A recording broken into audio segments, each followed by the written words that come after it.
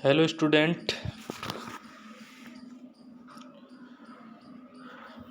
आज एक नया टॉपिक इसमें शुरू करेंगे, इसी का ही, एनर्जी का ही। तो देखो, सबसे पहले क्या क्या कवर हो गया है आपका। विश्व में ऊर्जा, भविष्य, ग्लोबल एनर्जी सिनारियो कवर हो गया। इससे पहले लेक्चर में मैंने एनर्जी क्लासिफिकेशन, एनर्जी क्या होता है, ये सब क्लियर किया था। नेक्स्ट आपका ऑयल, नेचुरल गैस, ये मैंने आपको बता दिया था। न्यूक्लियर एनर्जी भी मैंने आपको बता दिया था। हाइड्रो पावर के बारे में भी मैंने आपको बता चुका हूँ। और देखो, need for alternative source of energy, ये भी मैंने काफ़ी डिस्कस किया आप लोगों से, है ना। ग्लोबल वार्मिंग पिछले सेमेस्टर में ही बताया था, यहाँ पे भी थोड़ा हिंट दिया, और थोड़ा आप भी देख लेना, ठीक है। अब ये है आपका ऊर्जा का उपयोग करने से जलवायु पर होने वाले प्रभाव, ठीक है।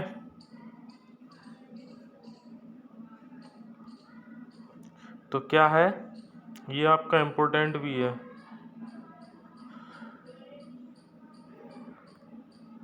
ठीक है। तो इसमें क्या होता है, मतलब एनर्जी यूज़ होगी तो कुछ तो उसका वेस्ट होगा ही ना, होगा। जैसे मान लो आप पेट्रोल डीजल से कार फार चलती हैं तो धुआं निकलता है, वो भी हमारे जलवायु को नुकसान नहीं तो दे रहे हैं। जैसे कोई प्लांट है, उसमें से धुआं निकलता है चिमनियों से, तो वो भी हमारे एटमॉस्फेयर को नुकसान दे ही रही हैं। जैसे इसका देखो, पहली लाइन देखते हैं क्या लिखा है कि ऊर्जा का उपयोग करने से जलवायु में परिवर्तन होने की समस्या उत्पन्न हो रही है, जैसे कि समुद्र के स्तर का बढ़ना, मौसम में परिवर्तन, बाढ़, सूखा तथा तूफान आदि। ये क्यों होता है? पहली लाइन है, ये पढ़ी मैंने अभी इसकी, कि ये सब क्यों होता है? क्योंकि ग्लोबल वार्मिंग आपकी हो रही है, ग्रीन हाउस गैसेस आ जाती हैं, जिससे आपकी ओजोन लेयर क्षय हो जाती है, ठीक है। फिर मैंने आपको बताया भी था, जिससे फिर मौसम में परिवर्तन शुरू हो जाते हैं, कभी बारिश, लंबे लंबे टाइम तक इतनी भीषण गर्मी पड़ने लगती है, ठीक है। देखो नीचे इसमें लिखा भी है, इन सभी परिवर्तनों के पीछे वातावरण में ग्रीन हाउस गैसों का उत्पन्न होना है, ठीक है। तो ये भी आपका काफ़ी इम्पोर्टेंट है। अब देखिए, जैसे मैं बात करूं, जैसे मान लो बांध बनना है कहीं, तो बांध के निर्माण में पहाड़ी क्षेत्र में बनना है, तो एक विशाल भूभाग उसमें लग जाता है, ठीक है। मतलब बांध बनाने के लिए जगह चाहिए नहीं कि नहीं चाहिए, ठीक है। वहाँ केवल पानी पानी हो जाता है, तो वहाँ के लाखों पेड़, वनस्पतियाँ, जीव जंतु, वहाँ की मोस्टली प्रजातियाँ आपकी ख़त्म हो जाती हैं। तो ये भी एक बहुत बड़ा इफ़ेक्ट है आपके एटमॉस्फेयर पे, ठीक है। अब जैसे बांधों के आसपास पर्यावरणीय संबंधी, जैसे पर्यावरण संबंधी है आपकी कौन कौन सी, जैसे दलदल हो जाता है आस पड़ोस में उसके, ज़मीन मतलब इतना पहले जैसी नहीं रहती जिसपे इतनी खेती हो पाए, ठीक है। तो एक आपका बांध से थोड़ा सा ये इफेक्ट भी पड़ता है। अब मान लो आप जैसे कोई पहाड़ी क्षेत्र में है बांध आपका, तो वहाँ पे भूकंप आ जाए, वो पानी क्या करेगा फिर? इधर उधर ही तो जाएगा। अरे वो तो जाने भी ले लेगा, बाढ़ भी आ जाएगी, आस पड़ोस के इलाकों में चला जाएगा, ठीक है। यानी कितने आस पड़ोस के इलाकों को अपने साथ बहा के ले जाएगा पानी। ये भी उसका एक बहुत बड़ा लॉस है, जो इफ़ेक्ट है आपके एटमॉस्फेयर पे। अब बात करें जैसे इलेक्ट्रिसिटी की, तो इलेक्ट्रिसिटी में क्या होता है, हर साल आपकी 10% बढ़ जा रही है।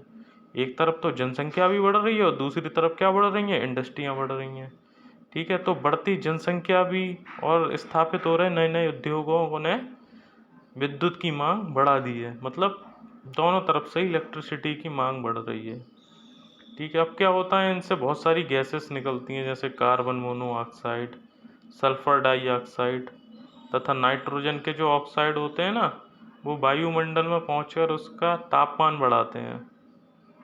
और इसमें एक लेड भी होता है, लेड, तो पता लेड जो मैगी में निकलता था, तो इसके चक्कर में मैगी आपकी बैन लग गया था, बिकना बंद हो गई थी। तो लेड क्या करता था, वो गुर्दे खराब कर देता था, इसलिए उस पर बैन लगा दिया था। ठीक है, इन सब से गैसों के निकलने से या उत्सर्जन से क्या होता है, वायुमंडल के तापमान में वृद्धि हो जाती है कि नहीं। अब जैसे कहीं तेल है, जैसे भाई ये आपका है, आपका जैसे मोटर गाड़ियां हैं, ट्रैफिक का जितना भी है, उनके ऑयल से क्या निकलता है, उनके धुएं से क्या निकलता है, नाइट्रोजन मोस्टली, कार्बन मोनोऑक्साइड। तो ये क्या करते हैं, ओजोन की परत को ही तो छीण कर रहे हैं, मतलब ओजोन लेयर आपकी खराब हो रही है। उसमें छेद हो रहा है, जिससे क्या होता है, पराबैंगनी जो किरणें होती हैं, अल्ट्रा वायलेट रेस, वो पृथ्वी पर आ जा रही हैं, और पृथ्वी पर जब आ जाती हैं तो बहुत सारी बीमारियों को वो जन्म दे देती हैं। उनमें से सबसे बड़ी बीमारी जानलेवा कैंसर है कि नहीं। तो मतलब हम ये भी बोल सकते हैं, पर्यावरण एक तरीके से तो मानव के लिए लाभ पहुंचाने का काम करता है, वहीं दूसरी तरफ हानि भी पहुंचा देता है उसे, है कि नहीं। मतलब दोनों ही चीज़ें हैं इसकी, दोनों ही साइड। अगर इसकी देखें, आगे का इसका पैराग्राफ देखें, तो गैर नवीकरणीय ऊर्जा स्रोतों का दहन करने से प्रदूषण उत्पन्न होता है। मैंने बताया ना, जैसे वो गैसेस निकलती हैं, उन सब का भी मैंने आप सबको बताया, यही सब लिखा है इसमें। मानव द्वारा ऊर्जा उपयोग के कारण पूरे विश्व में सबसे ज़्यादा ग्रीन हाउस गैस उत्पन्न होती है। लगभग 2/3 भाग पूरे विश्व में ग्रीन हाउस गैस उत्पन्न होने के पीछे गैर नवीकरणीय ऊर्जा के स्रोतों का उपयोग बिजली उत्पादन करने के लिए, परिवहन के उपयोग के लिए। मैंने आपको बताया था ना कि बिजली का हर साल 10% बढ़ जा रहा है। ठीक है, जब आबादी बढ़ रही है और उधर इंडस्ट्रियाँ भी बढ़ रही हैं, तो अपने अपने नीड के हिसाब से सब लग जाते हैं इस काम में। ठीक है, तो इसमें 1-2 पॉइंट और क्या आप बताओगे, अपनी तरफ से भी लिख सकते हो, क्या क्या इफेक्ट पड़ते हैं जो देखते हो आप। क्यों, सोचो, आप अपने दिमाग से भी लिखो। जैसे जलवायु जो परिवर्तन होगा तो क्या होगा, जो हमारी ऊर्जा उत्पन्न करने की क्षमता है, ऊर्जा उपयोग करने की क्षमता में बदलाव आ जाएगा। ठीक है, मान लो एक भी साइकिल खराब होती है, इफेक्ट सबको करती है ना, आपने साइकिल तो पढ़ी होंगी सारी। कोई भी साइकिल में कोई भी है, उसका जो तत्व उसका डिसबैलेंस हुआ या कहीं से भी वो हटी बैलेंस से, तो वो क्या करेगी, पूरी साइकिल को डिस्टर्ब कर देगी। और पूरी साइकिल जब डिस्टर्ब होगी तो आपका सीधा सीधा एटमॉस्फेयर भी डिस्टर्ब होगा ही कि नहीं। अधिक तापमान के कारण गर्मी में कूलिंग के लिए अधिक ऊर्जा का उपयोग किया जाता है, जबकि सर्दी में हीटिंग के लिए भी ऊर्जा का उपयोग किया जाता है, ऐसा कि नहीं। ऊर्जा का तो यूज होता ही है, लेकिन इसका हानि भी इसकी बहुत सारी हैं। जैसे हम मान लो नाभिकीय ऊर्जा शक्ति है, वो तो सबसे बड़ा खतरा है, और उसमें सबसे बड़ा खतरा किसका है, रेडियोधर्मिता का। क्योंकि इनके संयंत्रों में संचालन में थोड़ी सी भी लापरवाही हो जाए तो एक बड़ी घटना को जन्म दे सकती है।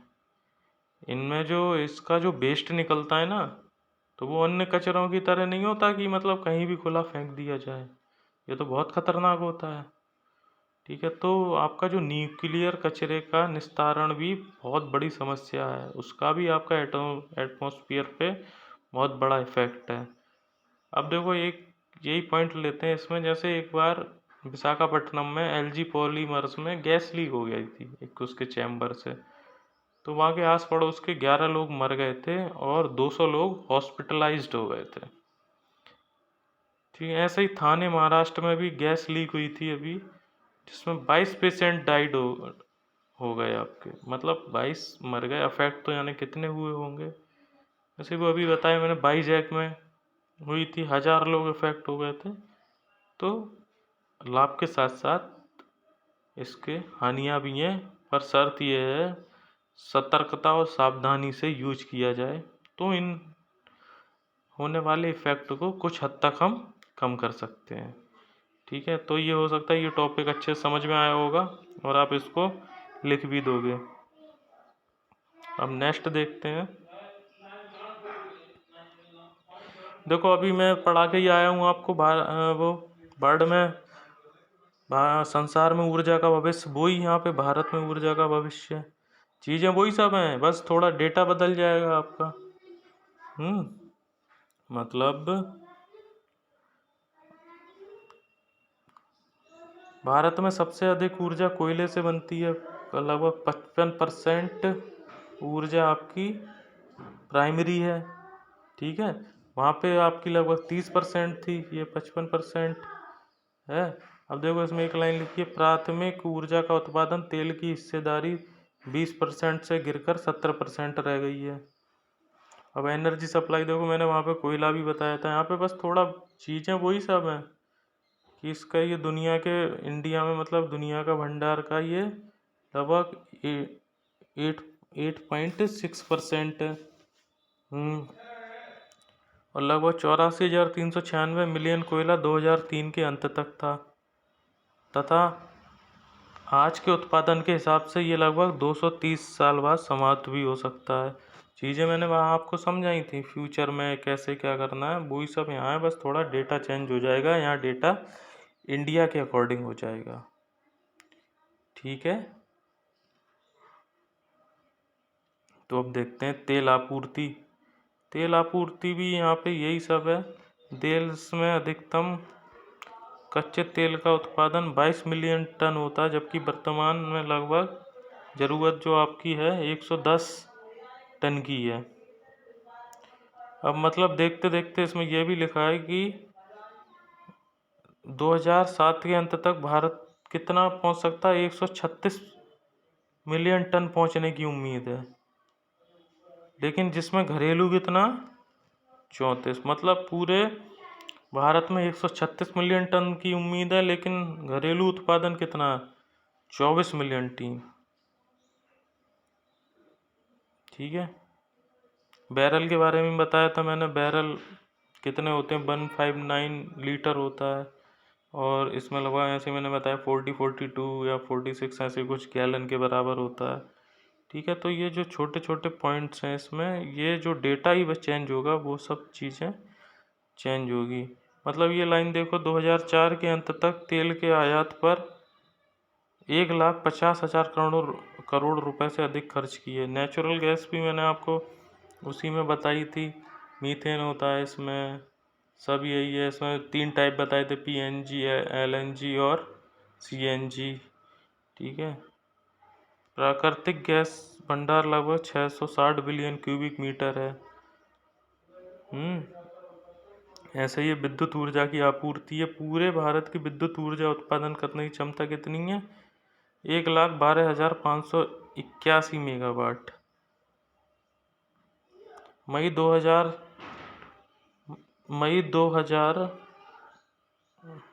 31 मई 2004 को थी, मतलब ये 2004 तक की आपकी 1,12,581, जिसमें आपकी जो लिखी है 77,931 मेगावाट थर्मल, तथा जो आगे 2720 मेगावाट परमाणु तथा 1859 मेगावाट पवन ऊर्जा की आपकी क्या ये डिमांड है या क्षमता है, ये आप जो नीचे दे रखी है। अब देखते हैं नीचे इसके क्या है आपके,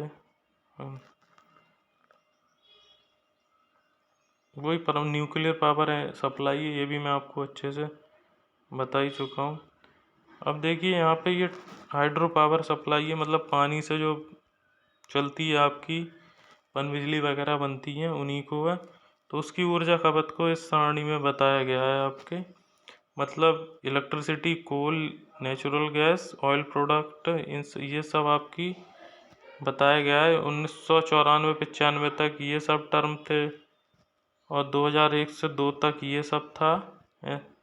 ठीक है, अब देख लो यहाँ पे कितना ही बढ़ गया है, यहाँ पे 290 के आसपास है ये। और देखो यहाँ 2000 से 7 तक 712 हो गया। कोई सा भी देख लो आप, ये देख लो, कोई सा भी उठा लो, इसमें लास्ट वाला देखो, ऑयल प्रोडक्ट 63.55 से कहाँ तक पहुँच गया, 2006 तक 7 तक 140.95 तक।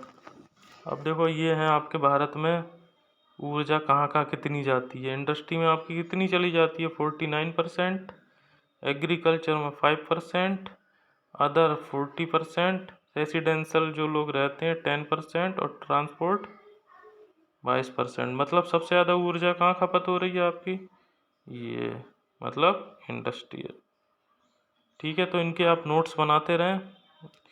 आज का लेक्चर यहीं पे ख़त्म करते हैं। ये आगे बढ़ते हैं नए टॉपिक के साथ नेक्स्ट लेक्चर में। Okay, thank you class.